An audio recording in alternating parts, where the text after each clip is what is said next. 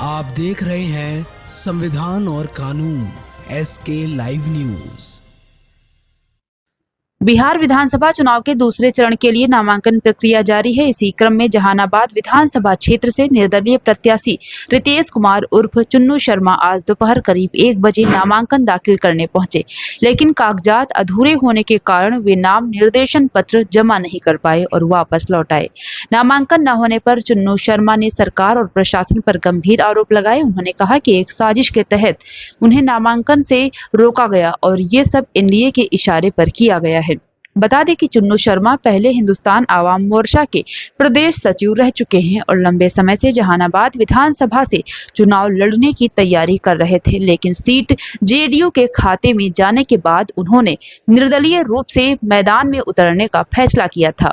वहीं अनुमंडल पदाधिकारी सह निर्वाची पदाधिकारी ने स्पष्ट किया है कि चुन्नू शर्मा द्वारा अधूरे कागजात जमा किए गए थे, इसीलिए उन्हें दस्तावेज पूर्ण कर 17 अक्टूबर को पुनः नामांकन करने का समय दिया गया है।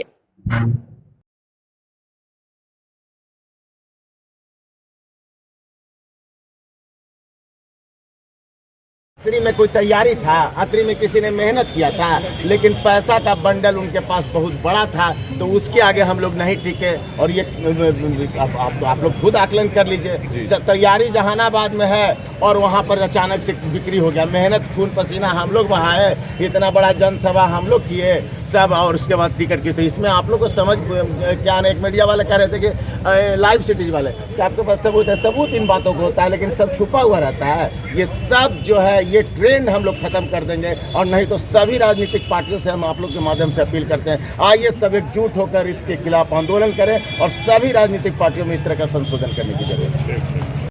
दलीय नामांकन कर रहे हैं, तो ये क्या माने सरकारी कहीं से इस तरह का कोई? देखिए, हम पार्टी से एनडीए के पहले मेरा लक्ष्य था कि उनका उम्मीदवारी हमारा जो हो तो एनडीए से हो, और हमने वहाँ प्रस्ताव भी रखा, मेहनत भी किया। 1 सालों में हमने एनडीए के बिखरे हुए कुनबों को एकजुट किया। लेकिन कहते हैं ना, राजनीति में सबसे ज़्यादा भ्रष्टाचार है। आप बड़े मूल्यों पर ये लोग टिकट बेचते हैं, इसीलिए तो ये जनता का सेवा नहीं नेता लोग कर पाते हैं, क्योंकि बड़े आकाओं को तो पैसा पहुँचाना होता है, या जो जनता का सेवा करके जाएगा तब न जनता का कद्र करेगा टिकट किसी और। लेकिन इस बार ये जहानाबाद में क्रांति ले चुका है, आंदोलन होगा और जहानाबाद से आंदोलन पूरे बिहार को घेरेगा। आप तो मांझी जी के खास माने जाते थे, आका आपके भी थे। खास रहते तो टिकट नहीं मिलता, पैसा से बेच देते हैं। मेहनत हम किए, मजदूरी किसी मजदूरी मिलवे नहीं किया। ये बताइए गरीब और किस मजदूर को क्या ये लोग केयर करेंगे? मेहनत करवा के मजदूरी नहीं देना सामंती सोच है कि नहीं? हम आप लोग के माध्यम से पूछना चाहते हैं। ये लोग सब खुद सामंती बैठे हुए हैं बड़े बड़े कुर्सी पर, और ये खरीद फरोख्त का काम कर रहे हैं। माना जाए चुनाव के बाद में आपको और भी परेशान किया जा सकता है प्रशासनिक? सारे परेशानियों को हम झेलने के लिए तैयार है। हमने तो कहा है कि हो सकता है चुन्नू शर्मा का आवाज़ को कुचल भी दिया जाए, लेकिन हमने चिंगारी लगा दिया है। 1,00,000 व्यक्ति भी चुन्नू शर्मा इसी तरह का दहाड़ लगाते, एक न एक दिन ये राजनीतिक भ्रष्टाचार मिटेगा। ये मेरा संकल्प है, चाहे उसके लिए कितना भी सितम हो हम झेल लेंगे। संतोष मांझी पर आपने डायरेक्ट आरोप लगाया कि उन्होंने पैसे लेकर टिकट को बेचने का काम किया है, इस पर आप क्या कहेंगे? तो जो है सख्ती बरते हुए 1 बजे से बैठे हुए हैं। थोड़ा सा डॉक्यूमेंट्स में कमी था, डॉक्यूमेंट सब आ गया, बोले कि नहीं लिया जाएगा, से कल आइए। क्या बोला गया आपको? बोला गया कि कल आइए, कल हफ्ता लेंगे। ये लोग टाल मटोल करते हैं, सरकार के इशारे पे ये चाहते हैं कि ये आवाज़ को कुचल दिया जाए, लेकिन ये आवाज़ कुचलने वाला नहीं। इस बार ये आवाज़ बहुत बड़ा रूप लेने वाला है और जहानाबाद के माध्यम से पूरे बिहार में फैलेगा। ये बिल्कुल साजिश, ये सरकार इसी तरह का कार्य करती है। पिछली बार भी हमको याद है एक प्रत्याशी का इन लोगों ने नॉमिनेशन रद्द कर दिया था, इसलिए हम पूरा इस बार अच्छी व्यवस्था में कर रहे हैं। और ये सरकार, ये प्रशासन से, डीएम मैडम से हम आग्रह करते हैं कि आप अपने निगरानी में ये काम कीजिए। ये इस तरह का चीज़ नहीं चलेगा, नहीं तो हम लोग यहीं पर धरना पर बैठ जाएंगे। समय है चुनाव का, हम लोग प्रेम भाईचारे में चुनाव करें, हमको ललकारने का काम न करें। ये एक आंदोलन का रूप फिर अलग रूप में लेगा। आप नामांकन करने हम जहानाबाद से करना चाह रहे थे, और करना क्या, आज तो सब देखिए इतना बड़ा जनसभा, पब्लिक का अपार समर्थन है, और कितनी बड़ी संख्या में और कितने प्रसन्न चित्त से, खाली गोरे लोग नहीं थे, सभी समाज सभी लोग वहाँ पर थे। इसको देखकर सरकार का जो है आंख जो है लाल हो चुका है, लेकिन उनको पता नहीं है हम लोग बर्फ़ वाला पानी लेकर घूम रहे हैं। कल हम आकर फिर मतलब साजिश की शुरुआत हो गई है। साजिश की शुरुआत हो गई है, लेकिन हम बता रहे हैं ये आवाज़ दबने वाला नहीं है। इसका उभार कल हम नॉमिनेशन कर देंगे। कल फिर 11 बजे आ जाते हैं। उसके बाद ये देखिए मेरे सभी प्रस्तावक हम लोग 1 बजे से बैठे हुए थे, आइए नंजे और लेकिन चलिए हम लोग उनमें से नहीं है। प्रशासन का हमेशा कद्र करते हैं और इसी बात को लेकर लेकिन आग्रह है डीएम मैडम से कि इस पर थोड़ा ध्यान दें। आपको बताया गया था कि अंदर में कोई प्रत्याशी नामांकन कर रहे हैं। अंदर एक प्रत्याशी नामांकन पहले गए थे कागज में बोले कि ये डॉक्यूमेंट्स लेके आइए, तो वहाँ पर एक और आई अपना कर रही थी नॉमिनेशन, तो हम बाहर बैठे हुए थे। फिर तब तक मेरा डॉक्यूमेंट्स आ गए थे कि 3 बजे जो नहीं कल आइए। इस तरह का हरास करना चाहते हैं। हम 1 बजे आ गए थे अंदर। हम पार्टी के वरिष्ठ नेता और कार्यकर्ता भी रहे हैं, हम पार्टी से आप दावा भी ठोक रहे थे, आज निर्दलीय नामांकन कर रहे थे, ये क्या माने सरकारी कहीं से इस तरह का कोई? देखिए हम पार्टी से एनडीए के पहले मेरा लक्ष्य था कि उनका उम्मीदवारी हमारा जो हो सो एनडीए से हो, और हमने वहाँ प्रस्ताव भी रखा, मेहनत भी किया। 1 सालों में हमने एनडीए के बिखरे हुए कुनबों को एकजुट किया।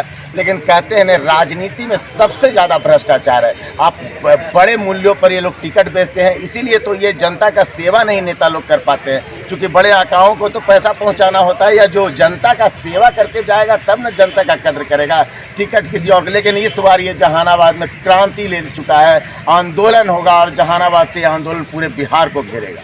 आप तो मांझी जी के खास माने जाते थे, आका आपके भी खास रहते तो टिकट नहीं मिलता, पैसा से भेज देते। आपने सीधा मेहनत हम किए, मजदूरी किसी मजदूरी मिलवे नहीं किया। ये बताइए गरीब और किस मजदूर को क्या ये लोग केयर करेंगे? मेहनत करवा के मजदूरी नहीं देना सामंती सोच है कि नहीं? हम आप लोग के माध्यम से पूछना चाहते हैं। ये लोग सब खुद सामंती बैठे हुए बड़े बड़े कुर्सी नामांकन करने आए थे, बट उनका किसी कारणवश नामांकन नहीं हो पाया। बड़ा सरकार पे और यहाँ के प्रशासनिक व्यवस्था पे सवालिया निशान खड़ा किया, क्या मामला है? रितेश कुमार जो हैं वो आए थे हम लोग के नामांकन कक्ष में, और उनके पास में नॉमिनेशन फॉर्म जो 2B होता है वो था ही नहीं। वो सिंपल आधार कार्ड लेकर के आए थे शुरुआत में, तो हम लोगों ने एक्सेप्ट नहीं किया, क्योंकि वो तो निर्धारित जो फॉर्म पर पत्र होता है नॉमिनेशन का उनके पास था ही नहीं, तो इसलिए हम लोग उसका एक्सेप्ट नहीं कर पाए। और बाकी जो है कि नॉमिनेशन का तो अभी डेट है ही है, 20 तक डेट है, तो फिर से वो आकर के कर सकते हैं।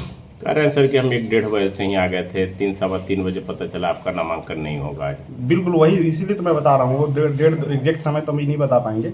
1:30-2 बजे के आसपास में वो आए थे, तो उनके पास में नॉमिनेशन फॉर्म ही नहीं था, जो 2B होता है वही नहीं था, तो हम क्या उसको नॉमिनेशन में एक्सेप्ट कैसे कर सकते हैं? इस कारण से नॉमिनेशन उनको एक्सेप्ट नहीं किया गया। उसके बाद फिर तो 3 बजे के बाद में आए हैं वो, तो 3 बजे तो हमारा गेट बंद हो जाता है, नॉमिनेशन खत्म हो जाता है। तो अब क्या करेंगे सर? वो कल आकर के जमा कर सकते हैं। कल फिर से 11 से 3 है, परसों भी है, 20 तक हमारा लास्ट डेट है नॉमिनेशन। संडे को नहीं है? संडे को तो छुट्टी होती है। अनुमंडल कार्यालय में कितने बजे तक के जो कैंडिडेट आ जाते हैं उनका नामांकन हो जाएगा? कोई भी कैंडिडेट है वो 11 बजे से 3 बजे तक अनुमंडल पदाधिकारी का जो कार्यालय प्रकोष्ठ है उसमें आकर के नॉमिनेशन जमा कर सकते हैं। डॉक्यूमेंट के बिना नहीं हो पाया है ना? नहीं, कम से कम उनको नॉमिनेशन फॉर्म देना पड़ेगा, जो कि नहीं लेके आए। जो फॉर्म 2B होता है वो तो कम से कम देना ही होगा। उसके अलावा बाकी नहीं होगा डॉक्यूमेंट, तो हम लोग उसके लिए नोटिस करते हैं।